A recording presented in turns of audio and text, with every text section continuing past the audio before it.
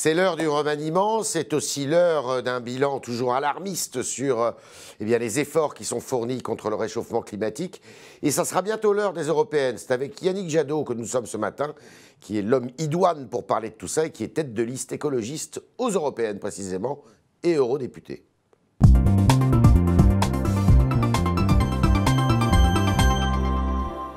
Yannick Jadot, bonjour. Bonjour. Bon, alors on attend le remaniement, on ne va pas rentrer dans les détails.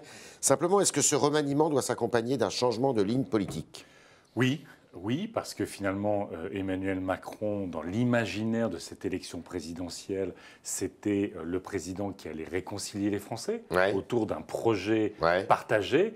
Et finalement, après un an et demi, on sent plus un renforcement de la fracture sociale, un renforcement de la fracture générationnelle. Il met d'une politique de droite, c'est ce que vous voulez dire ? Je ne sais pas si la question, c'est pas de savoir si je ne suis pas sûr que la droite veut la fracture générationnelle, la fracture territoriale, la fracture sociale. Ça, je vous laisse. Vous, c'est en termes de fracture que. Moi, c'est en termes de fracture. On sent une société qui est de plus en plus divisée. Évidemment, il y a eu des mesures dures sur, à la fois d'un côté l'ISF, de l'autre côté les APL, les emplois aidés. On voit nos seniors se sentir les victimes d'un système alors que franchement, ils n'ont pas, c'est pas eux qui se goinfrent. Qu'est-ce qu'il faut qu'ils fassent alors ? Par exemple, je crois qu'on va en parler. Quand le projet écologiste veut reconstruire de l'économie locale, veut rassurer les citoyens sur leur terroir, sur leur territoire, les rassurer dans leur identité pour qu'ils arrivent à être ouverts sur le monde. Quand on veut créer de l'emploi sur la mobilité, sur l'agriculture, sur les énergies renouvelables, sur le bâtiment, sur l'industrie, c'est au fond offrir une perspective commune. Ce pays manque d'une vision. On manque d'un projet ? Il manque d'un projet partagé. Et l'écologie, justement, dans sa dimension économie, emploi, terroir, peut être une réponse à ce manque de projet. Donc sa politique en matière d'écologie est un échec, c'est ce que vous voulez nous dire ? Écoutez, moi, je l'ai dénoncé à de multiples reprises. Nicolas Hulot, je pense... dont vous êtes très proche, hein, ou vous étiez un soutien en tous les cas. Nicolas Hulot, je pense, a fait le bilan le plus dur. Il a eu raison de partir. Parce qu'après tout... Oui. Après tout, c'était de battre retraite en pleine campagne, de faire ça. Non, parce qu'il s'est battu, et vous savez à quel point, y compris, il a assumé médiatiquement les renoncements auxquels il était contraint. Oui. Quand il disait lui-même, on va confier la sortie du glyphosate à la FNSEA, on va confier la transition énergétique à EDF, lui-même, ça devait être assez compliqué à assumer publiquement. Et finalement, à un moment, il craque. Quand vous gagnez aucun arbitrage et que vous êtes instrumentalisé par le président de la République, parce que tout le monde se dit, si Hulot le dit, c'est que quelque part on avance quand même. À un moment donné, il a dit non. Il a tiré le rideau en disant, on n'avance pas. Ce gouvernement est gangréné par les lobbies qui nous font renoncer sur la santé, sur l'environnement, sur la solidarité, sur tous ces emplois à l'échelle des territoires. Eh bien, j'en tire toutes les conclusions. Vous avez entendu le nouveau ministre de la Transition écologique, M. De Rugy, il est déterminé quand même dans ses propos. Vous lui faites confiance ? Mais la détermination des propos, ça n'a jamais été un problème en politique. Ouais. Mais si un discours où la détermination des propos nous avait fait éviter une seule tonne de CO2, ça se saurait. Donc mon sujet, sont pas les discours, ce sont pas les propos, ce sont les actes. Il y a une écologie de l'affichage, c'est celle de ce gouvernement et d'Emmanuel Macron. Il y a une écologie du courage que j'entends incarner. Parce que les écologistes, à l'échelle des territoires, des terroirs, comme à l'échelle du Parlement européen, on se bat et on a des victoires. Justement. Alors, il y a eu le rapport du GIEC. Donc, pour faire vite, c'est un rapport de l'ONU qui est assez catastrophiste, comme tous les rapports d'ailleurs qui disent... De plus en plus. Ils sont malheureusement de plus en plus on avance vers des jours plutôt sombres. D'accord, mais tout le monde fait le même constat finalement. Non. Mais elles sont où les solutions ? Mais elles sont là, autour de nous. C'est ça qui est le plus frustrant. Comment, Yannick Jadot, on peut concilier croissance économique, développement économique et puis préservation de l'environnement ? Regardez la question, prenons la question de l'agriculture, qui est en France un secteur très émetteur de gaz à effet de serre. Okay. Aujourd'hui, quel est le modèle qui fonctionne ? Le modèle qui fonctionne, c'est celui qui fait de la valeur ajoutée, c'est celui qui fait potentiellement du bio, c'est celui qui s'inscrit en termes de vente sur le territoire français ou européen. Celui qui est en crise, c'est celui qui touche toutes les subventions et qui veut être concurrentiel avec les Brésiliens pour exporter en Chine. Résultat des courses, 40% de nos paysans ont moins de 350 euros par mois pour vivre. On a un suicide tous les jours ou tous les 2 jours. On a des pollutions. C'est perdant-perdant, mais c'est là où on met l'argent public. On va réformer la politique agricole commune, 40% du budget européen. Chaque année, en France, 9 milliards d'euros. 9 milliards d'euros. Si on met cet argent pour accompagner les agriculteurs dans une transition qui les fait, on a des paysans sur nos territoires. Et pourquoi on ne le fait pas?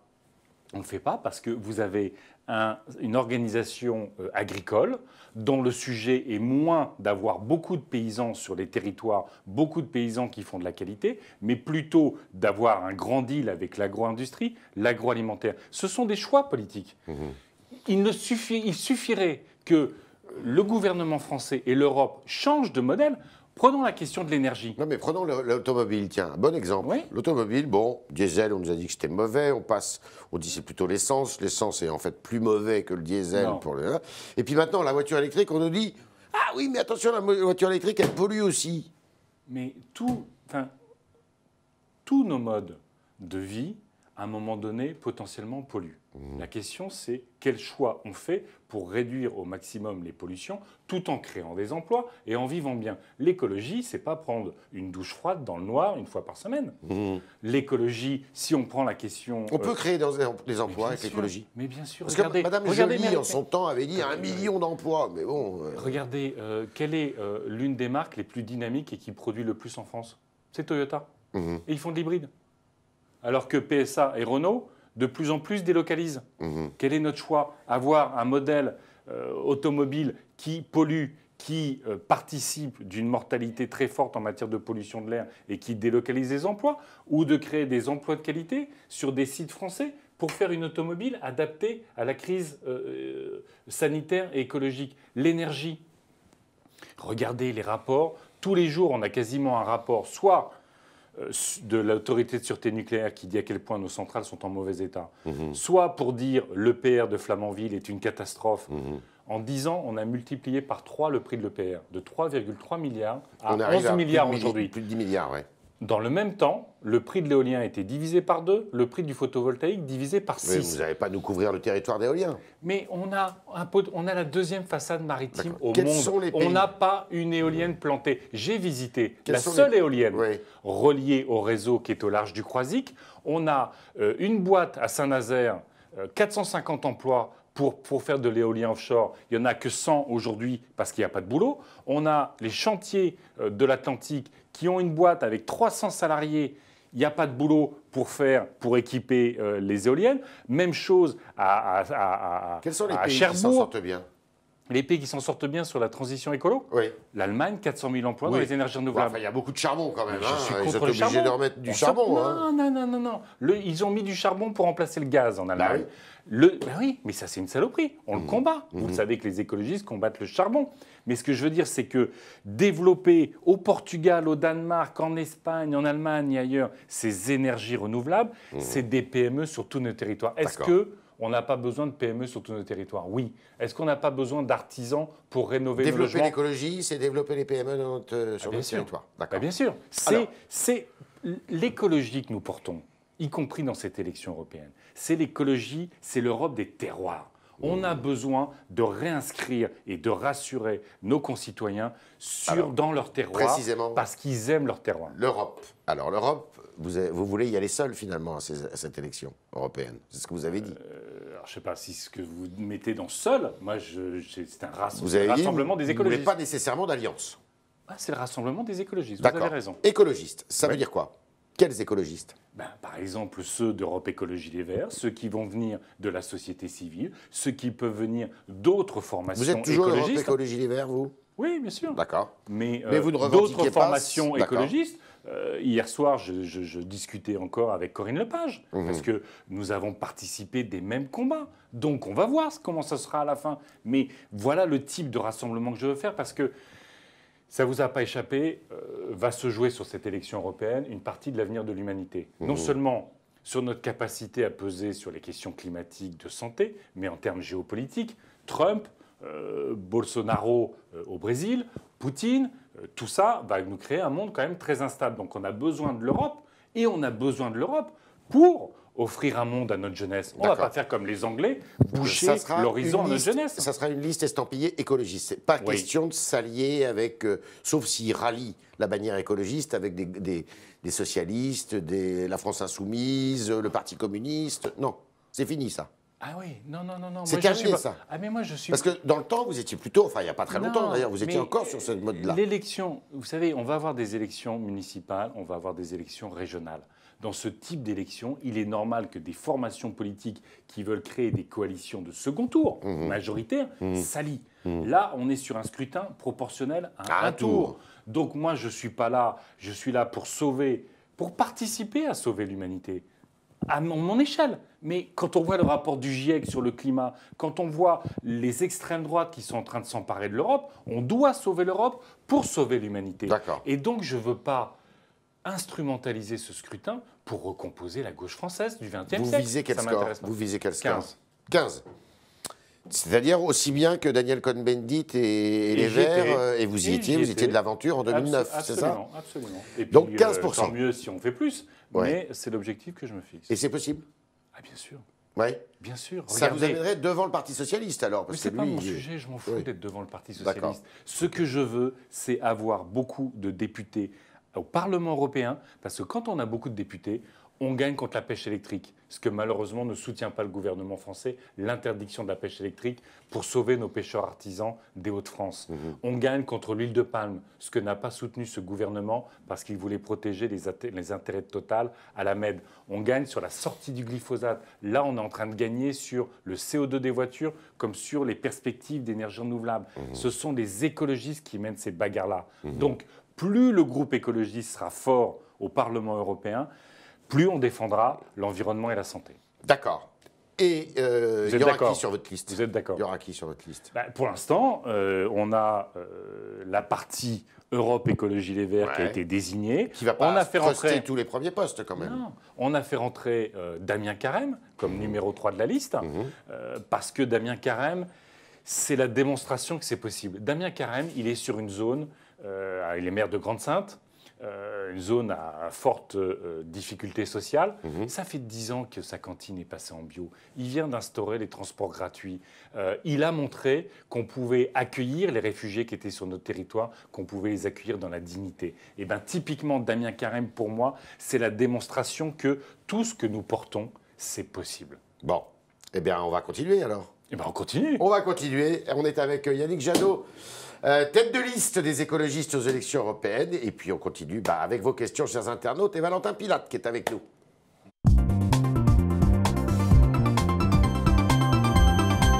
Bonjour Valentin. Bonjour Yves, bonjour Yannick Jadot. Bonjour. Alors John Sacha aimerait vous faire réagir sur les véhicules diesel. Selon lui, c'est très bien qu'on puisse passer à l'électrique, sauf que c'est très cher, c'est ce qu'il nous dit sur Facebook un peu plus haut. Eva rajoute qu'elle habite en campagne, c'est 2 heures de route avec les transports en commun et 30 minutes en voiture. Et donc en gros, elle aimerait qu'on arrête de la faire culpabiliser à l'idée de dire qu'elle ne peut plus utiliser sa voiture. Donc 2 questions, c'est cher de passer à l'électrique et comment on fait cette transition ? Les deux ont absolument raison. C'est pour ça que sur la réforme de la SNCF, y compris j'étais venu sur votre plateau, pour dire à quel point l'enjeu des petites lignes en milieu rural était absolument essentiel. Elle continue à être sacrifiée. Elle continue à être, au fond, c'est l'obsolescence programmée des petites lignes. Vous vous organisez pour que les trains soient en retard et tout ça. Et à un moment, vous prenez toujours votre bagnole. Voilà. Deuxièmement, quand on s'est battu, les écologistes, pour rapprocher la fiscalité du diesel de celle de l'essence, notre idée, c'était que chaque centime de rapprochement, 1 centime, il y avait 17 centimes de différence entre la fiscalité diesel. Chaque centime, c'est 300 à 400 millions d'euros dans les caisses de l'État. On a dit il faut absolument que cet argent-là soit redonné aux automobilistes et aux citoyens. Pas question que les automobilistes deviennent des vaches à lait pour renflouer le budget de l'État, mais que justement on fasse la pédagogie de l'écologie pour dire, regardez, sur le budget 2019, c'est 2,8 milliards. Imaginez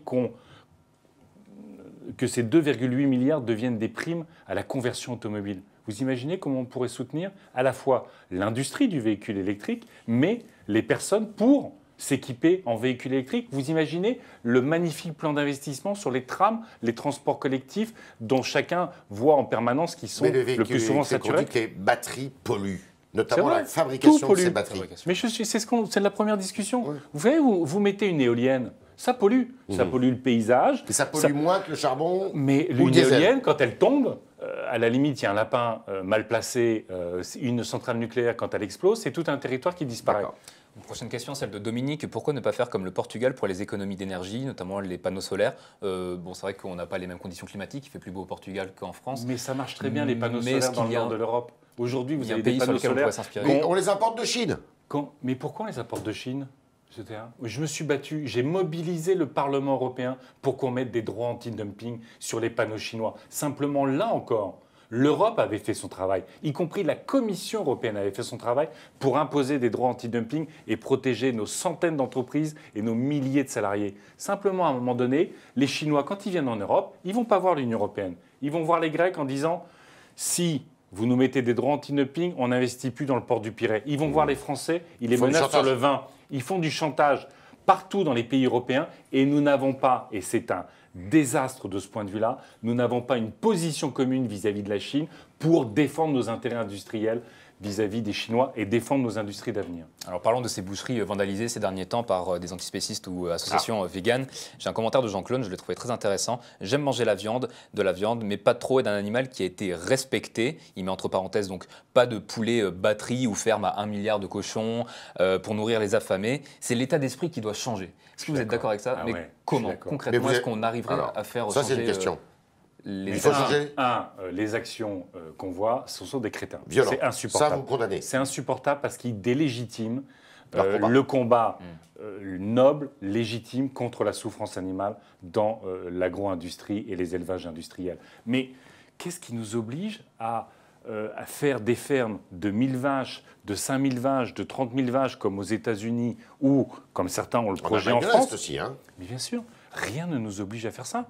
Enfin, franchement, quand vous allez à la campagne, vous êtes content de voir des bœufs, des vaches en train de brouter dans les pâtures. Enfin, y compris, c'est bon pour le climat, et c'est bon pour la qualité, et c'est bon pour les éleveurs qui font ça parce qu'ils vendent leur viande à un prix beaucoup plus élevé que ceux qui font de la viande industrielle.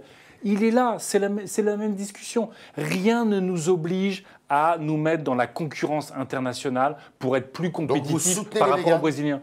Non, je mange de la viande. D'accord. J'essaye de réduire ma consommation de viande. Sans excès, quoi. Y compris parce que c'est meilleur pour la santé de moins en manger. Mais les véganes ont fait un choix que je respecte tout à fait, mais on peut parfaitement avoir un élevage respectueux des animaux, respectueux de l'environnement et surtout respectueux de notre gastronomie. Notre gastronomie est au patrimoine mondial de l'UNESCO et on fait de la malbouffe tous les jours dans des élevages industriels. C'est con. Et une dernière remarque, celle d'Hervé, il vous rejoint sur le fait que les pesticides pourraient être à l'origine de malformations de bébés, on l'a vu récemment avec des bébés sans bras. Même si ce n'est pas prouvé Même si ce n'est pas prouvé, hein. c'est pour ça qu'il s'appuie sur vos propos, du moins c'est ce que vous expliquez, c'est selon vous les pesticides. Alors, il vous rejoint là-dessus, mais il vous qualifie tout de même d'européiste et donc au final vous avez entériné toutes les mesures d'hyper-productivisme et de magouille et des lobbies. C'est son commentaire sur l'Europe. Ça c'est son commentaire. C'est son commentaire. Franchement, c'est au niveau européen qu'on essaye de réguler les pesticides. C'est très difficile. La France est le deuxième, parfois le premier pays européen en matière d'usage de pesticides. Donc la France est un pays de qui lutte bloque aussi contre les pesticides. La France est quand même... Non, vraiment pas. La France est un des pays... Si elle n'est pas l'Europe, la France utiliserait encore plus de pesticides. Mais je me bats au niveau européen. Parce qu'on va faire quoi? On va se remettre derrière nos frontières et on va dire, nous on fait ça et les Allemands font différent. On a la force potentielle d'une économie commune. Si on sait bien utiliser cette économie commune et les règles qui doivent protéger la santé, l'environnement et nous rendre compétitifs, à ce moment-là, on pèsera beaucoup plus dans le monde de demain. Mais pour revenir sur ces malformations, c'est un scandale d'État, c'est un scandale sanitaire. Discutez avec l'association qui tient le registre en Rhône-Alpes sur les malformations. Ils ont un budget de 200 000 €. sur toute la région. La moitié du budget a été sacrifiée par Laurent Wauquiez et la région. L'autre moitié est sacrifiée par l'État parce qu'à chaque fois qu'il y a des problèmes d'épidémiologie comme ça, l'État refuse de savoir pour ne pas voir. On l'a fait sur les incinérateurs, on l'a fait sur les centrales nucléaires, là, on le fait sur les décharges. C'est-à-dire qu'on refuse de savoir? Bien sûr. Parce qu'il n'y a on pas donne de pas preuve les moyens. scientifique, nous dit-on. Hein. Non, la seule chose qu'on a aujourd'hui, c'est un faisceau de présomption. Parce que ce soit dans l'Ain, en Bretagne ou dans les Pays de la Loire, à chaque fois, les maires ont été au milieu de champs de maïs et de tournesol pendant leur grossesse. Et que c'est forcément une cause environnementale, ce n'est ni génétique ni virale. Mais ce qui est minable dans la situation, c'est qu'on laisse ces maires à la fois se culpabiliser sur qu'est-ce que j'ai fait pour que ça arrive, on ne leur donne pas de réponse, alors que si on faisait, et c'est ce que je demande, un registre national des malformations et une enquête épidémiologique pour savoir la cause de ces malformations, pour que ça n'arrive plus. Voilà, c'était les réponses à toutes nos questions, à toutes vos questions de Yannick Jadot, qui va conduire la liste des écologistes aux européennes et qui est eurodéputé ou député européen sortant, plus exactement. Merci Yannick Jadot. Merci. Et puis, merci Valentin de nous avoir éclairé sur les questions de nos internautes. À demain.